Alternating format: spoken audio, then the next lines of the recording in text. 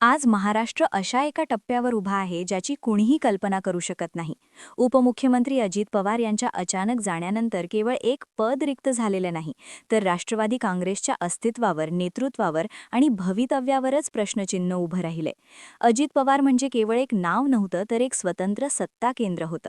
आता ते केंद्र कोसळल्यानंतर त्या रिकाम्या जागेवर कोण उभं राहणार हा प्रश्न जितका भावनिक आहे, तितकाच तो अत्यंत राजकीय आहे. अशा परिस्थितीत अचानक एक नाव पुढे येत आहे, सुनीत्रा पवार. ते उपमुख्यमंत्री होणार का? बारामतीची पोटनिवडणूक लढवणार का? की राष्ट्रवादीचं नेतृत्व पुन्हा एकदा शरद पवारांकडे जाणार? हे सगळं नेमकं काय आहे? पडद्यामागे काय हालचाली सुरू आहेत? आणि या एका घटनेमुळे महाराष्ट्राच्या राजकारणाचा पुढचा अध्याय कसा लिहिला जाऊ शकतो, हेच आपण आज सविस्तरपणे समजून घेणार आहोत.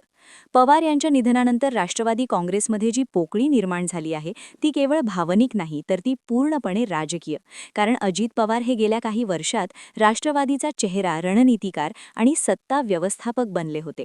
2023 मध्ये राष्ट्रवादी फुटल्यानंतर भाजपासोबत सत्तेत जाण्याचा निर्णय असो, मंत्रिमंडळाची रचना असो किंवा पक्षातील असंतोष आवरणं असो, सगळं काही अजित पवारांच्या शब्दावर चालत होतं. त्यामुळे त्यांच्या जाण्यानं राष्ट्रवादीचा एक गट अक्षरशः दिशाहीन झाल्याचं चित्र आहे. या पोकळीतच आता राजकीय वारसा हा शब्द जोरात चर्चेत आलाय. प्रश्न असा नाही की अजित पवारांच्या जागी कोण येणार, तर प्रश्न असा आहे की अजित पवारांनी उभं केलेलं सत्ता केंद्र कोण सांभाळू शकणार. कारण राष्ट्रवादी काँग्रेस हा केवळ पक्ष नाही, तर सहकार, स्थानिक सत्ता, बँका, साखर कारखाने आणि संस्थांचं जाळं आहे. हे जाळं हाताळण्यासाठी केवळ नाव पुरेसं नसतं, तर ताकद, संपर्क आणि सत्ता लागते. याच पार्श्वभूमीवर सुनेत्रा पवार यांचं नाव पुढे येताना दिसते. अजित पवार यांच्या निधनानंतर काही नेत्यांनी थेटपणे सुनेत्रा पवार यांना उपमुख्यमंत्री करा अशी मागणी केली. ही मागणी केवळ सहानुभूतीतून आलेली नाही, तर ते एक राजकीय गणित आहे. सुनेत्रा पवार या सध्या राज्यसभा खासदार आहेत, म्हणजेच त्या आधीच सत्तेच्या वर्तुळात आहेत. शिवाय पवार कुटुंबातील व्यक्ती असल्यामुळे त्या पक्षासाठी स्वीकार्य चेहरा ठरू शकतात. आता इथे बारामतीचा मुद्दा अत्यंत महत्त्वाचा ठरतो. अजित पवार यांच्या निधनानंतर बारामती विधानसभा मतदारसंघ रिक्त होणार आहे आणि 6 महिन्यांच्या आत तिथे पोटनिवडणूक घ्यावी लागणार आहे. उपमुख्यमंत्री होण्यासाठी विधानसभेचं सदस्यत्व असणं आवश्यक आहे. त्यामुळे सुनेत्रा पवार यांनी राज्यसभेचा राजीनामा देऊन बारामतीची पोटनिवडणूक लढवावी आणि उपमुख्यमंत्री पद स्वीकारावं, अशी एक स्पष्ट राजकीय दिशा काही नेत्यांकडून पुढे येतेय. पण ही गोष्ट इतकी सोपी नाही, कारण सुनेत्रा पवार या सक्रिय राजकारणात अलीकडेच आल्यात. 2024च्या लोकसभा निवडणुकीत त्यांनी सुप्रिया सुळे यांच्या विरोधात निवडणूक लढवली, मात्र पराभव झाला.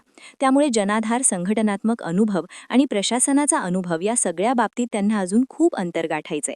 तरीही सहानुभूतीची लाट, पवार आडनाव आणि सत्ता टिकवण्याची गरज, या तीनही गोष्टी त्यांना मजबूत बनवतात. दुसरीकडे अजित पवार यांचे 2 पुत्र पार्थ आणि जय पवार. पार्थ पवार यांनी आधी लोकसभा निवडणूक लढवली आहे, पण पराभवाचा ठसा अजून पुसला गेलेला नाही. शिवाय काही वादग्रस्त प्रकरणांमुळे त्यांची प्रतिमा सध्या फारशी अशी मजबूत नाही. जय पवार हे तर अजूनही पडद्यामागेच आहेत. त्यामुळे या दोघांकडे वारसा आहे, पण नेतृत्व आहे का, हा प्रश्न अनुत्तरित आहे. या सगळ्या पलीकडे जाऊन कुटुंबाबाहेर पाहिलं तर अजित पवारांच्या तोलेमुलाचा नेता राष्ट्रवादीकडे सध्या नाही, ही वस्तुस्थिती आहे. छगन भुजबळ, प्रफुल्ल पटेल, सुनील तटकरे, हसन मुश्रीफ, धनंजय मुंडे हे सगळे अनुभवी नेते असले तरी प्रत्येकाची मर्यादा स्पष्ट आहे.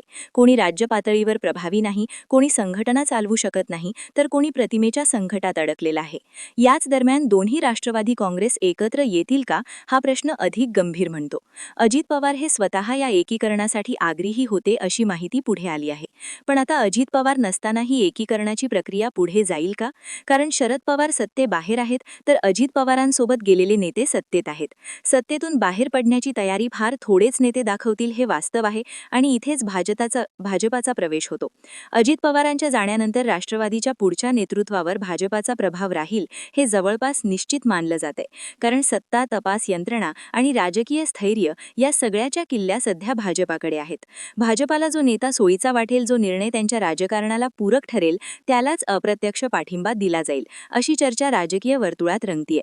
म्हणजेच अजित पवारांच्या निधनानंतरचा हा काळ केवळ शोकाचा नाही, तर हा काळ राजकीय सौदेबाजीचा, नव्या सत्ता समीकरणांचा आणि मोठ्या निर्णयांचा आहे. राष्ट्रवादीचा दादा कोण असेल हे ठरणं अजून बाकी आहे. एकंदरीतच आज महाराष्ट्राच्या राजकारणात एक प्रश्न सतत घुमतोय, अजित पवार गेल्यानंतर रिकामी झालेली ही जागा कोण कोण भरणार?